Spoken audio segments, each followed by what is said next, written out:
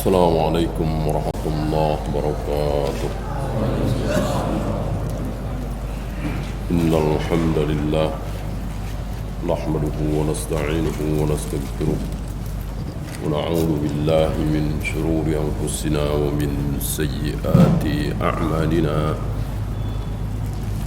من يهده الله فلا مضل له ومن يضلل فلا هادي له. أشهد أن لا إله إلا الله وحده لا شريك له وأشهد أن محمدا عبده ورسوله وبعد. Kita sampai tafsir suratil Iqra. Banyak ayat-ayat surat-surat yang dinamakan dengan huruf atau kalimat awal, seperti ayat ini. Beliau menulis sebagai tafsir surati Iqra, karena surat ini diawali dengan fi'il amr iqra, dari qara'a yaqra'u iqra, atau sebagian ulama menamai dengan al-alaq, diambil dari ayat kedua, ya.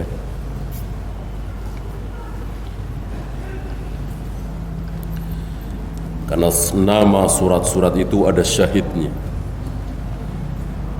Kenapa disebut surat Al-Baqarah? Kenapa disebut surah Ali Imran? Kenapa disebut surah An-Nisa? Itu ada jawabannya. Dan nama-nama itu dari Nabi. Nama-nama surat itu dari Nabi sallallahu alaihi wasallam. Sebagian nama-nama solat bukan dari Nabi, seperti tahiyatul masjid, seperti solat tarawih, itu bukan dari Nabi. Nama at-tarawih, ya.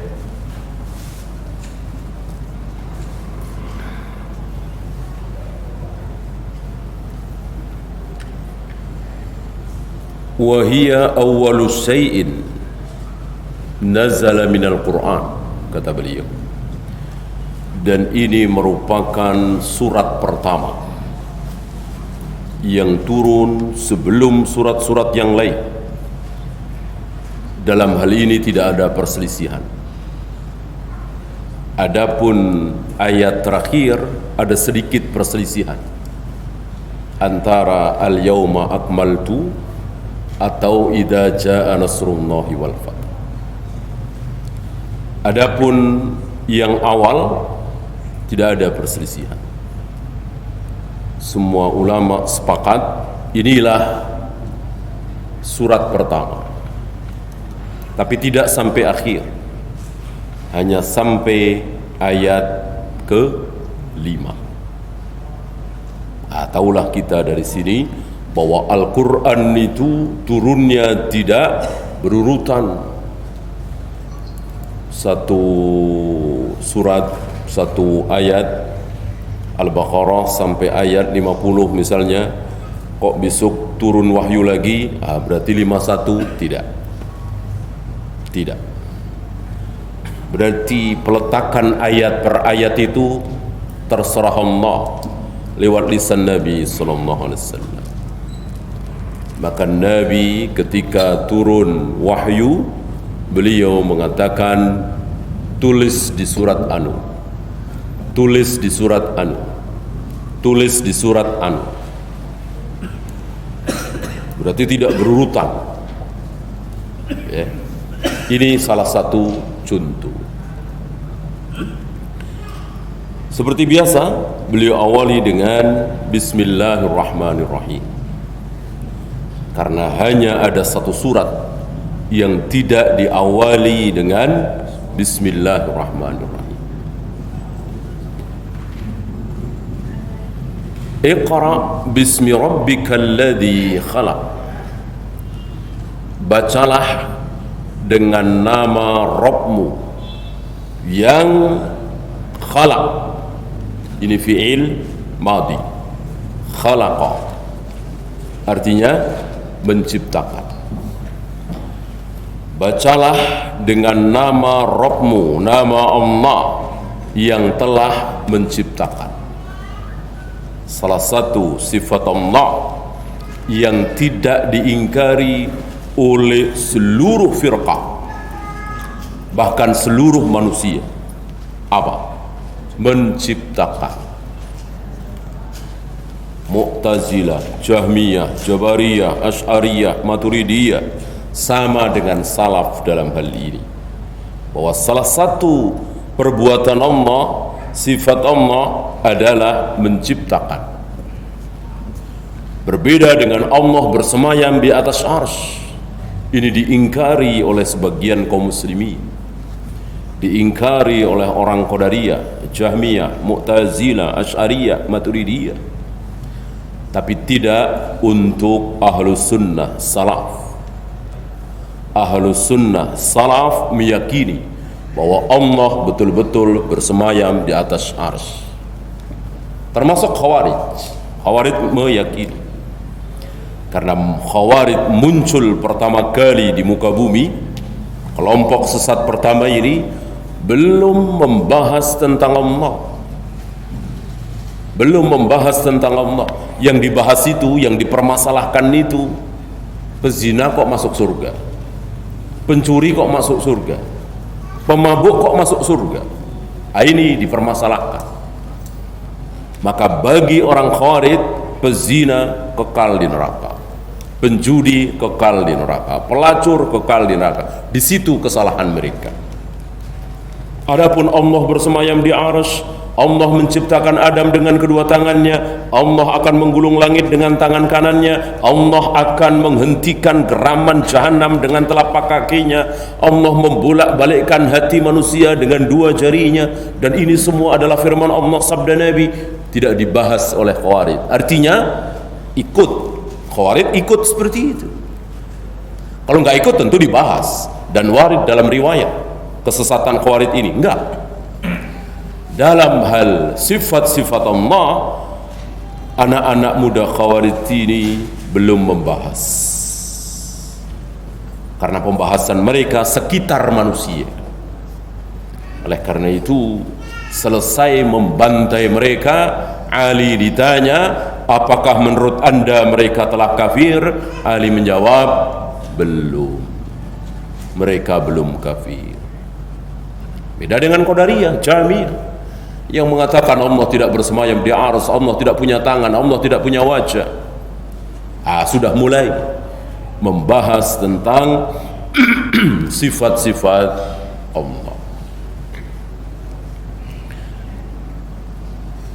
Khalaqal insana min 'alaq. Allah menciptakan manusia dari alaq. Nanti akan dibahas oleh beliau apa itu alaq, apa yang dimaksud dengan alaq. Dan Allah terangkan di surat lain, di ayat lain, lewat sabda-sabda Nabi, bagaimana penciptaan manusia itu, dari mulai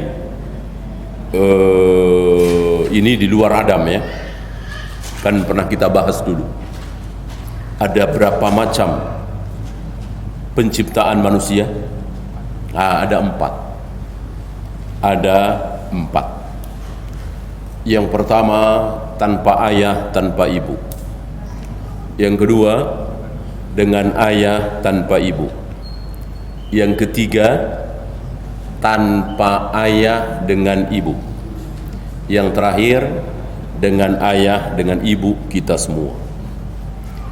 Urutannya adalah Adam, Hawa, Isa, dan kita semua. Ya. Nah, ini yang dimaksud siapa? Alaq ini. Nah, nanti ada pembahasan. Adapun kita semua kan ada. Itu misalnya lihat di awal-awal surat An-Nur, atau lebih tegas di hadis-hadis Nabi, bahwa Allah biarkan air mani ayah berada di rahim ibu kita selama 40 hari. 40 hari. Apa bentuknya? Nutfah, air mani. Ya. Kemudian 40 hari berikutnya, 40 hari berikutnya. Ya. 40 ya, 120, 4 bulan. Nah, baru ditiupkan. Ketika 4 bulan itulah baru ditiupkan roh. Sudah menjadi janin. Sebelumnya belum. Dari nutfah, kemudian segumpal darah, kemudian segumpal daging, kemudian ada tulang belulang dibungkus dan seterusnya. Para dokter menikmati kebenaran firman Allah, sabda Nabi, persis. Para dokter yang menyelidiki bagaimana kejadian janin itu persis dengan apa yang Allah firmankan, apa yang Nabi sabdakan, persis. Ya. Ini salah satu kenikmatan orang yang berilmu, walaupun ilmu dunia. Berapa banyak orang-orang yang berilmu lalu beriman atau bertambah imannya ketika menyaksikan ilmu yang dia geluti ternyata persis seperti firman Allah, seperti sabda Nabi 1400 tahun yang lalu. Kalau tidak salah pernah saya sampaikan di majelis ini tentang nakhoda kapal yang diberi Al-Quran terjemah bahasa Inggris. Dia orang Inggris, ya, berkebangsaan Inggris. Dia berlayar dari Inggris ke India kayak tahun 1900-an. Ya. Dia membaca ayat-ayat Al-Quran tentang laut. Tentu antum tahu berapa banyak ayat-ayat yang membahas tentang laut, gelombang laut begini. Apa yang dia baca persis seperti apa yang dia saksikan selama ini. Dia kan bertahun-tahun di tengah samudra. Dia tahu persis sifat-sifat gelombang itu. Kapan tenang, kapan gelombang besar, sifatnya begini. Gitu. Sebagaimana para pilot atau sebagian kecil pilot yang menyaksikan awan-awan yang difirmankan oleh Allah. Ya. Ini semakin membuktikan bahwa Islam, Al-Quran, hadis betul-betul dari Allah, bukan karangan Nabi Muhammad SAW. Mana mungkin beliau tidak punya guru, beliau tidak bisa baca, beliau tidak bisa menulis, beliau belum pernah belajar ilmu kepada seorang guru pun, hatta ilmu yang paling sederhana, membaca, menulis. Makanya beliau buta huruf. Dari mana ilmu itu kalau bukan dari Allah? Lewat Jibril alaihi salatu wassalam. Inilah alaq. Iqra wa rabbukal akram. Bacalah dan Rabbmu al-akram, yang termulia. Salah satu sifat Allah mulia, sifat yang kebaikannya sama dengan sifat manusia. Apa? Mulia. Apakah manusia itu baik kalau mulia? Iya. Apakah manusia itu buruk kalau tidak mulia? Iya. Begitu juga Allah mempunyai sifat mulia. Dan sifat-sifat seperti ini banyak sekali. Berilmu. Berilmu itu baik pada diri Allah, baik pada diri manusia. Melihat, mendengar, baik pada diri Allah, baik pada diri manusia. Tapi jangan lupa, ada sifat yang baik pada diri Allah, tapi tidak baik pada diri manusia. Apa dulu? Sombong. Sombong ini sifat yang baik pada diri Allah, tetapi ketika sombong itu ada pada diri kita menjadi tidak baik. Maka salah satu sifat Allah adalah Al-Mutakabbir, bahkan namanya sombong. Lihat Al-Quran, lihat hadis, penuh dengan kesombongan Allah. Dan Allah memang menyombongkan diri. Akulah Tuhan satu-satunya yang berhak disembah. Akulah satu-satunya yang bisa menghidupkan dan mematikan. Akulah satu-satunya yang memiliki surga dan neraka. Aku memberikan hidayah kepada siapapun yang aku kehendaki, aku sesatkan siapapun yang aku kehendaki, dan seterusnya. Ini kesombongan Allah. Dan begitulah sifat Allah, memang harus sombong. Dan tidak baik kalau Allah tidak sombong. Antum bisa bayangkan kalau Allah tidak menyombongkan diri, gimana isi Al-Quran? Ya, gimana kalau Allah tidak sombong? Kalimatnya seperti apa kalau Allah itu merendahkan diri, tidak sombong? Akulah Tuhan yang apa adanya, gitu. Akulah Tuhan yang ya segini-segini saja. Masa begitu? Akulah Tuhan yang sederhana. Akulah Tuhan yang nggak tahu apa-apa. Tidak seperti itu. Ya, Allah sombong membesarkan dirinya dan berhak bagi Allah sombong. Apalagi suka dipuji.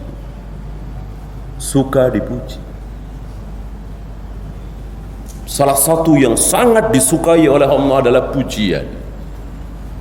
Lihat Al-Quran, lihat hadis, lihat doa-doa, lihat bacaan dalam ketika berdiri, ketika ruku, ketika sujud, ketika i'tidal, itu penuh dengan pujian-pujian. Karena tidak ada yang menyukai pujian lebih dari aku, kata Allah. Baikkah? Baik. Maka Allah wajibkan manusia memuji-muji dirinya. Maka ayat-ayat yang besar seperti ayat kursi, surat-surat yang besar seperti Al-Fatihah, Al-Ikhlas, isinya apa? Zina haram, riba haram, ya? Tidak. Isinya pujian-pujian terhadap Allah. Lihat ayat kursi, penuh dengan pujian kepada Allah. Al-Ikhlas, Al-Fatihah. Karena Allah adalah zat yang paling suka dipuji. Maka siapa yang memuji-muji Allah, Allah ridho dan Allah akan masukkan ke dalam surga. Tapi ingat, pujiannya harus benar. Kalau pujiannya salah, Allah nggak terima. Seperti kaum Mu'tazilah. Kaum Mu'tazilah ingin memuji Allah dari jurusan adil. Semua orang sepakat Allah ma'adil.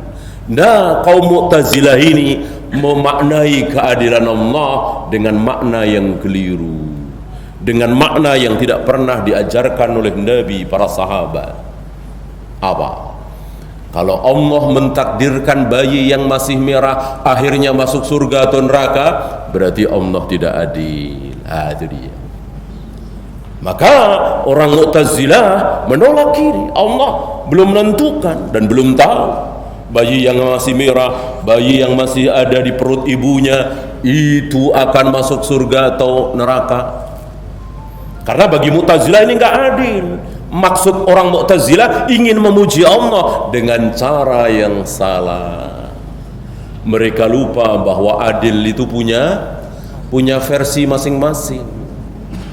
Jangankan antara kita dengan Allah, antara orang barat dengan orang timur kadang beda versinya, ya kan? Antara orang Arab dengan orang Jawa kadang-kadang beda versinya. Itu sama-sama orang, sama-sama manusia.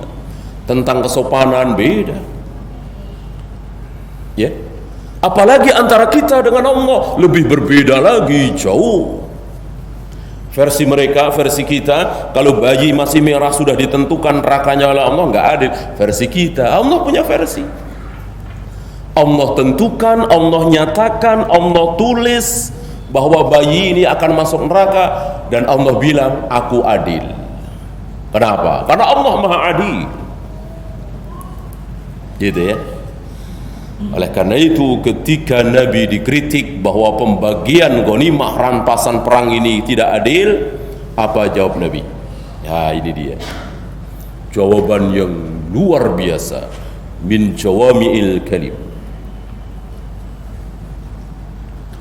Ketika ada orang mengatakan i'dil ya Rasulullah, i'dil ya Muhammad, berbuat adillah ya Muhammad ya Rasulullah, kok begini? Ada yang diberi 100 ekor unta, ada yang diberi sedikit, ada bahkan yang tidak diberi.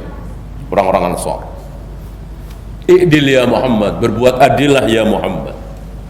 Apa jawab Nabi? Faman ya'dil idza lam ya'dilillahu wa rasuluh. Kalau Allah dan Rasulnya tidak bisa adil, maka siapa yang bisa berbuat adil? Nggak mungkin ada yang bisa berbuat adil kalau Allah dan Rasulnya dibilang tidak adil.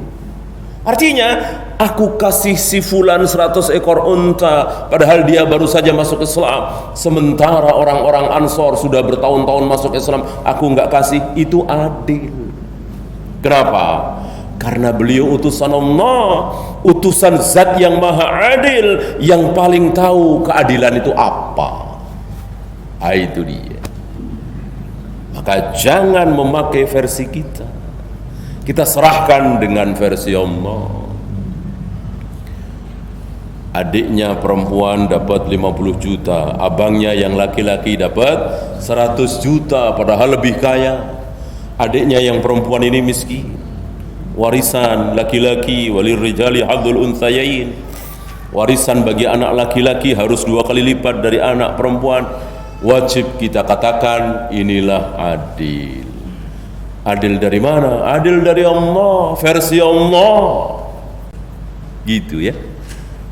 Kita tundukkan akal kita, nurani kita, ra'yu kita di hadapan dalil. Kan ada kaidah, idza waradal athar batalan nazar. Kalau sudah ada dalil, maka segala bentuk pendapat harus dibatalkan. Ya. Alladzi 'allama bil qalam. Allah mengajarkan manusia dengan qalam. Apa qalam? Pena. Berarti yang dimaksud tulisan. Maka tidak ada, hampir-hampir tidak ada para ulama yang tidak mengenal tulisan. Gitu. Kalau Rasulullah memang dijamin tanpa belajar, tanpa membaca, tanpa menulis, mengandalkan hafalan. Ya. Adapun para ulama setelah beliau mengandalkan catatan, tulisan. Karena tidak ada jaminan tidak lupa. Kalau Nabi ada jaminan enggak? Ada. Sanuk ri'uka fala tansa. Ketika Nabi takut kalau aku lupa gimana? Maka begitu Jibril baca seayat langsung diikuti. Jibril baca seayat langsung diikuti. Baca seayat langsung diikuti, takut lupa. Kan ayat turun kepada beliau bisa sekali turun 10 ayat, Sekali turun 15 ayat, 20 ayat. Beliau takut kalau lupa gimana? Maka Jibril baca diikuti, Jibril baca diikuti. Takut lupa. Allah melarang. Tunggu sampai Jibril selesai baru ikuti. Dan aku jamin engkau tidak akan lupa. Dan betul. Ya. Maksud lupa di sini adalah lupa yang sifatnya hilang. Ini kan bahaya kalau sampai beliau lupa kan. Berarti ada wahyu Allah yang tidak sampai kepada manusia karena beliau lupa. Adapun lupa yang sifatnya manusiawi, kelupaan tadi seayat. Nah, pernah enggak? Pernah enggak? Pernah. Pernah dialami oleh Nabi. Nabi ketika mengimami salat baca suratan setelah Al-Fatihah, selesai itu beliau sadar ada satu ayat yang terlewat. Bukan karena beliau lupa. Ya manusiawi ya. Manusiawi, seperti itu kan manusiawi. Di samping memang ada hukum. Gitu. Selesai sholat, siapa yang dicari oleh beliau? Ubay bin Ka'ab. Beliau enggak nyari Abu Bakar, Umar, Utsman, Ali, enggak. Ada bagian masing-masing. Gitu. Ketika beliau membicarakan keadaan umat ini, beliau mencari Abu Bakar sampai tengah malam, larut malam, berbincang-bincang, memperbincangkan umat ini. Yang lain tidak diajak. Ketika beliau ingin perang Khaybar besok ini menang, maka beliau cari siapa? Ali bin Abi Thalib. Masing-masing punya bagian. Gitu. Ketika Abu Hurairah bertanya, man as'adun nasi bi syafa'atik, siapa manusia yang paling berbahagia berhak mendapatkan syafaatmu? Nabi mengatakan, aku sudah sangka bahwa engkaulah yang pertama kali bertanya tentang ini. Beliau tidak menyangka Abu Bakar atau Umar atau yang lain, tapi Abu Hurairah. Dan begitulah masing-masing sahabat keutamaannya di tempat masing-masing. Tidak semuanya Abu Bakar, tidak semuanya Umar, masing-masing. Kalau Nabi, iya, ahli fikih nomor 1 tentu Rasulullah, ahli faraid nomor 1 tentu Rasulullah, akidah nomor 1 tentu Rasulullah. Tapi sahabat masing-masing. Ya. Siapa yang dicari oleh beliau setelah beliau selesai sholat? Sadar kalau ada satu ayat yang terlewat. Ubay bin Ka'ab. Ubay bin Ka'ab. Aina Ubay bin Ka'ab? Ya. Nabi bertanya, kenapa tidak engkau ingatkan aku? Ini menunjukkan umat beliau diwakili oleh para sahabat yang paling hafal Al-Quran. Tentu banyak yang hafal Al-Quran, walaupun tidak semuanya ya. Mungkin ratusan sahabat yang hafal Al-Quran, tapi hafalkan bertingkat-tingkat. Ada yang hafalnya luar biasa, ada yang hafalnya sering lupa, ada yang hafalnya itu terlewat, macam-macam lah. Walaupun hafal semua, pada akhirnya hafal semua. Yang paling hafal, istilah kita yang paling apa? Mutkin. Istilah kita yang paling mutkin. Ya. Kan seorang ustadz ngetes sandrinya, hafal berapa juz? 18 juz. Mutkin apa tidak? Ya. Mutkin apa tidak? Hafalnya itu betul-betul hafal. Ya. Di dalam kepala tentunya, jangan di luar ya. Di luar antara keluar semua ya.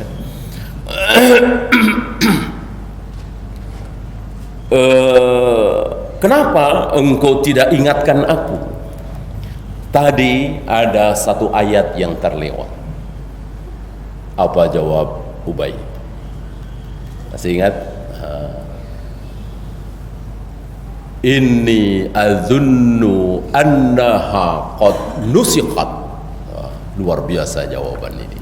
Akhlak, adab, dan sekaligus hukum. Jawab Ubay apa?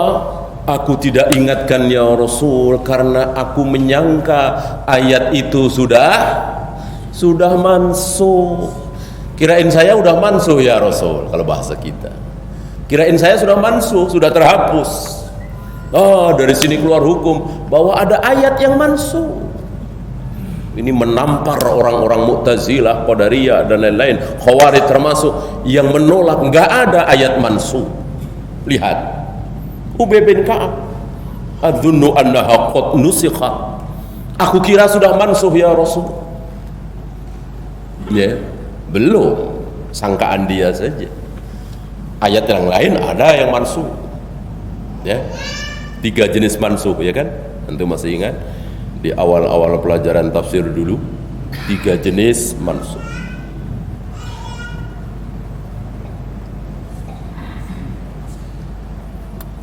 Adapun lupa, betul-betul lupa, hilang, tidak mungkin kecuali mansuh tadi. Kecuali mansuh. Ada kisah Abu Bakar dan Umar, ya kan, yang dua-duanya datang kepada Nabi, ya kan. Awalnya Umar mengadu kepada Abu Bakar, wahai Abu Bakar, hafalan surat Al-Furqanku banyak yang hilang. Coba saya bacakan, yang kurang tolong betulkan, tambah. Dibaca dari awal sampai akhir. Kata Abu Bakar, sama, aku pun tinggal segitu, persis. Enggak yang sini Abu Bakar lupa, yang sini Umar lupa, enggak, pas. Aneh kan? Lupa kok bisa, apa istilahnya, kompakan, ya kan? Kemudian dua-duanya datang kepada Nabi alaihi salatu wassalam. Ya Rasul, kami hafal Al-Furqan, dulu tidak seperti sekarang, banyak yang hilang. Kata Nabi, coba baca, Abu Bakar baca, Umar baca. Kata Nabi, sama, aku pun tinggal segitu. Allah telah angkat sisanya. Allah telah mansuh. Inilah mansuh jenis pertama. Lafadznya dihilangkan, walaupun hukumnya masih ada. Jenis kedua, hukumnya hilang, ayatnya masih ada. Tentang wasiat, yang tadi tentang rajam misalnya. Yang ketiga, ayatnya diangkat, hukumnya juga diangkat. Sudah tidak ada lafadznya lagi, sudah tidak ada hukumnya lagi. Ya.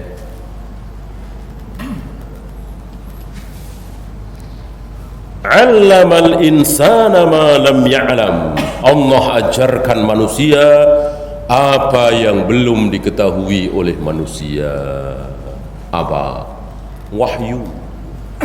Bisakah ilmu yang lain? Bisa. Bisa. Maka kalau ada pertanyaan, kok bisa-bisanya siapa misalnya, Thomas Edison misalnya, bisa menemukan bola lampu itu, kok bisa-bisanya? Siapa yang ngajarin? Kan gurunya nggak ngajarin. Wajib kita katakan yang mengajarkan adalah Allah. Kok bisa-bisanya Habibie menemukan pesawat model begini, penemuan baru? Gurunya tidak mengajarkan. Wajib kita jawab, Allah yang mengajarkan. Ya, hidayah al-am yang sifatnya lebih khusus, dan Allah tidak pilih-pilih dalam hal ini. Yang muslim, yang beriman, yang soleh, yang taat, tidak. Ahli maksiat, kalau memang dia mempelajari, Allah kasih, ya, sesuai dengan usaha, karena dia menggeluti ilmu itu dan serius, Allah berikan ilmu itu. Nih, ada penemuan baru begini, begini. Wajib kita yakini Allah yang memberitahu, bukan insting, naluri, apalah istilah orang-orang kufar. Allah yang memberikan hidayah, ilmu itu, ya. Dan itu tidak ada hubungannya dengan surga neraka, tidak ada hubungannya dengan hak dan batil, tidak ada hubungannya dengan pahala dan dosa. Beda dengan wahyu, ada hubungannya dengan surga neraka, hak batil dan seterusnya. Di sini, ini baru sampai ayat kelima, ya. Di sini beliau membawakan riwayat awal mula wahyu. Saya bacakan riwayat ini dari Aisyah. Kata Aisyah, ini ada di Bukhari ya. Awwalu ma bada'a bihi Rasulullah sallallahu alaihi wasallam min al-wahyi ar-ru'ya as-sadiqah fi an-naum. Awal mula wahyu yang ada pada diri beliau adalah mimpi yang benar saat tidur. Karena mimpi seluruh nabi dan rasul adalah wahyu. Maka Nabi Ibrahim diperintahkan oleh Allah menyembelih putranya Ismail itu cuma lewat mimpi. Dan Nabi Ibrahim, Nabi Ismail, Hajar sadar bahwa ini perintah Allah. Karena mimpi para nabi adalah wahyu. Fakana la yara ru'ya illa ja'at mislu falakis subh. Mimpi yang dilihat oleh beliau itu seperti falak cahaya subuh gitu. Berarti zahirnya beliau tidak pernah bermimpi. Sekali mimpi seperti itu gitu ya. Thumma hubbiba ilaihi al-khala. Setelah itu beliau gemar apa? Gemar menyendiri. Istilahnya tahannus ya. Wa kana ya'ti Hira, maka beliau mulai gemar mendatangi gua Hira. Jaraknya lumayan ya, dari Mekah rumah beliau sampai ke Hira, cukup jauh ya, walaupun bisa ditempuh dengan jalan kaki mungkin beberapa jam. Fayatahannatsu fiha, bertahanus, istilah kita menyendiri, istilah sebagian orang bertapa apalah ya. Dan ini bukan apa, bukan sunnah. Oh kan dilakukan oleh Nabi. Jangan lupa Nabi melakukan ini sebelum jadi Nabi, sebelum jadi Rasul. Ketika mendapatkan wahyu pertama kali ini dari Jibril, antum tahu ceritanya, yang dipeluk dilepas lagi, dipeluk dilepas lagi. Besoknya Rasul datang lagi ke situ enggak? Enggak lagi ya. Apa yang dilakukan oleh beliau sebelum jadi Nabi tidak boleh jadikan patokan, ya kan? Beberapa malam membawa bekal, tentu tidak beberapa jam pulang, tidak, tidur di situ ya. Gemar menyendiri ya, merenungi, bertafakur tentang kehidupan ini ya. Jadi ketika Nabi selesai, setelah melihat mimpi tadi, beliau gemar menyendiri di gua Hira beberapa hari.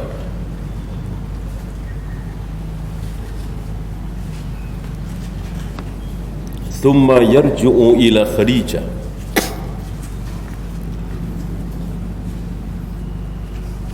Kemudian setelah habis perbekalan, beliau kembali kepada Khadijah, kembali ke istri beliau.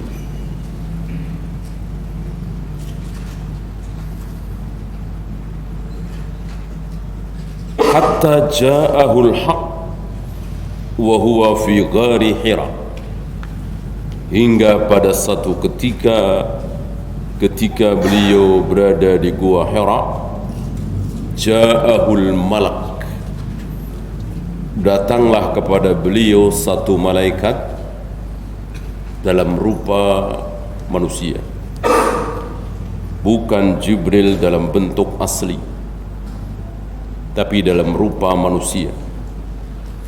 Faqal, malaikat ini memerintahkan kepada beliau, Iqra, bacalah. Nabi menjawab, ma ana biqari,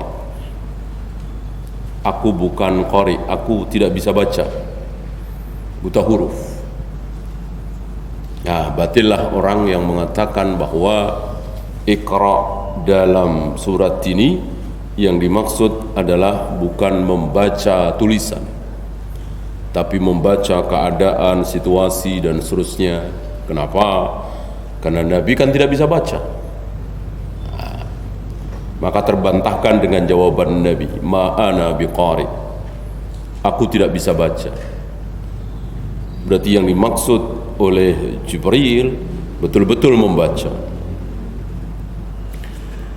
Fa akhadani faghattani, lalu malaikat tersebut meraih aku dan memelukku, hatta balagha minni al-jahd, hingga aku merasa payah, dipeluk dengan erat, kencang, hingga aku merasa payah, sesak. Thumma arsalani, kemudian dilepas. Kemudian berkata lagi, Iqra, bacalah. Aku jawab, ma ana biqari, aku tidak bisa baca. Kemudian aku dipeluknya lagi, dan begitulah sampai beberapa kali, 3 kali ya, sampai 3 kali. Setelah kali ketiga, malaikat itu mengatakan, Iqra bismi rabbikal ladzi khalaq, bacalah dengan nama Rabbmu yang telah menciptakan. Khalaqal insana min alaq dan seterusnya ya. 5 ayat tadi. Hatta balago ma lam ya'lam, sampai kalimat allamal insana ma lam ya'lam. Jadi tidak sampai akhir surat, tapi cuman sampai ayat kelima.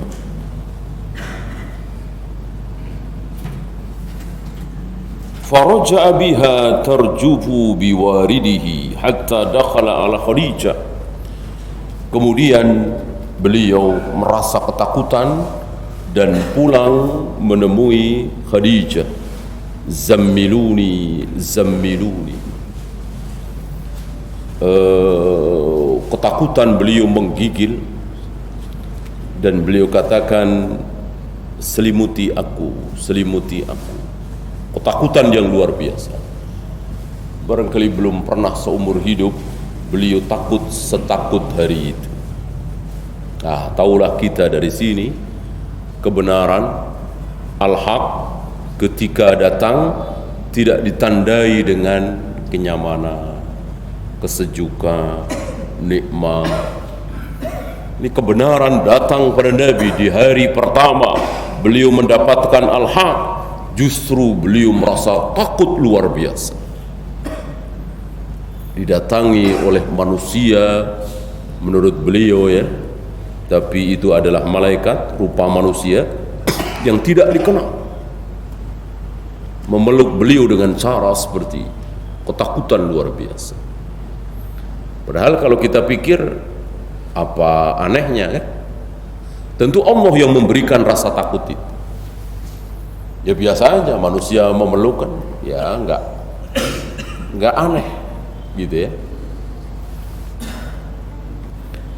Lalu beliau mengatakan kepada Khadijah, qad khashitu alayya, aku mengkhawatirkan keadaanku wahai Khadijah, ketakutan. Justru Khadijah lah yang menghibur beliau dengan kalimat kalla, tidak, absyir, justru bergembiralah. Fa wallahi, demi Allah, lihat, kata-kata Allah itu bukan kata-kata aneh asing, Jadi sebelum Islam datang, sebelum beliau jadi Nabi, kata-kata Allah itu biasa diucapkan oleh Abu Jahal, Abu Lahab. Kata-kata Ibrahim, Ismail, ya, kata-kata hak, kata-kata Bismika Allahumma itu beredar. Nah, maka jangan dibayangkan bahwa masyarakat jahiliyah hari itu masyarakat yang tidak mengenal Allah sama sekali, seperti orang-orang Jepang sekarang, ya, nggak kenal Allah itu siapa. Enggak seperti itu. Kenal. Bahkan beberapa ayat menyaksikan bahwa Abu Jahal, Abu Lahab yakin bahwa yang menurunkan hujan satu-satunya, yang menghidupkan, mematikan satu-satunya, yang memberikan rizki kepada manusia satu-satunya siapa? Allah. Wala in sa'altahum man khalaqas samawati wal ard la yaquluna Allah. Gitu.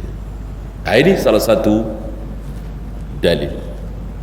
Khadijah mengatakan, abshir fa wallahi la yukhzikallahu abada. Bergembiralah demi Allah, Allah tidak akan menghinakan engkau. Dihibur suaminya ini. Engkau memuliakan tamu, engkau membantu orang yang kesusahan, engkau tidak pernah bohong, engkau begini-begini, dihibur oleh istrinya. Maka dibawalah oleh Khadijah beliau ke Waraqah bin Naufal, masih sepupu dengan Khadijah. Ketika diceritakan apa yang disaksikan oleh Nabi, Waraqah tidak heran, tidak aneh, tidak melihat itu sebagai sesuatu yang tidak diketahui, tapi diketahui. Waraqah mengatakan, hadzan namus, nama lain dari Jibril yang ada di Injil, di Taurat, namus. Ini namus. Gitu.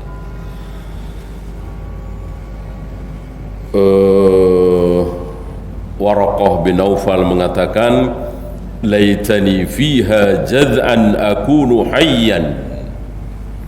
Seandainya aku masih hidup saat engkau diusir oleh kaummu nanti.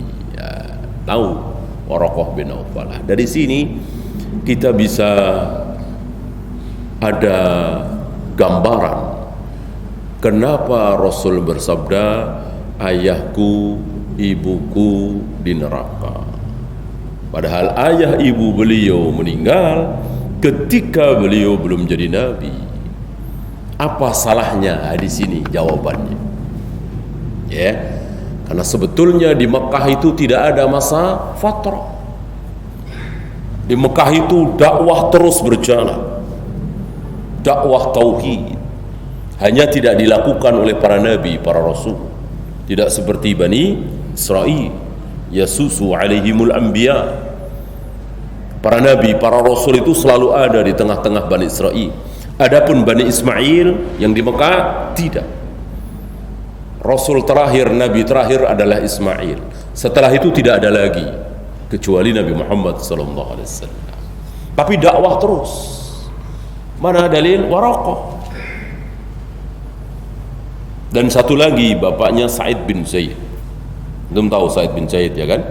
Satu di antara 10 sahabat yang dijamin masuk surga. Bapaknya Sa'id bin Zaid, yaitu Zaid bin Amr bin Nufail, itu sama dengan ini. Beriman kepada Allah, bertauhid rububiyah, uluhiyah, asma wa sifat, muslimlah, sama dengan Rasulullah sallallahu alaihi wasallam. Hanya tentu beberapa syariat yang dari Nabi tidak tahu, tapi inti tauhid tahu. Diriwayatkan Zaid bin Amr bin Nufail ini tidak mau makan sembelihan Abu Jahal, Abu Lahab dan teman-temannya. Ya. Jadi dakwah terus ada di Makkah. Ya. Tidak lama setelah itu Waraqah meninggal karena memang sudah tua sekali, wa kana syaikhan kabiran qad amiya, dan sudah buta, sudah tua renta Waraqah bin Naufal dan sudah buta. Setelah itu meninggal. Dan betul apa yang diucapkan oleh Waraqah. Rasulullah sallallahu alaihi wasallam diusir. Wallahu a'lam. Ya, itu saja.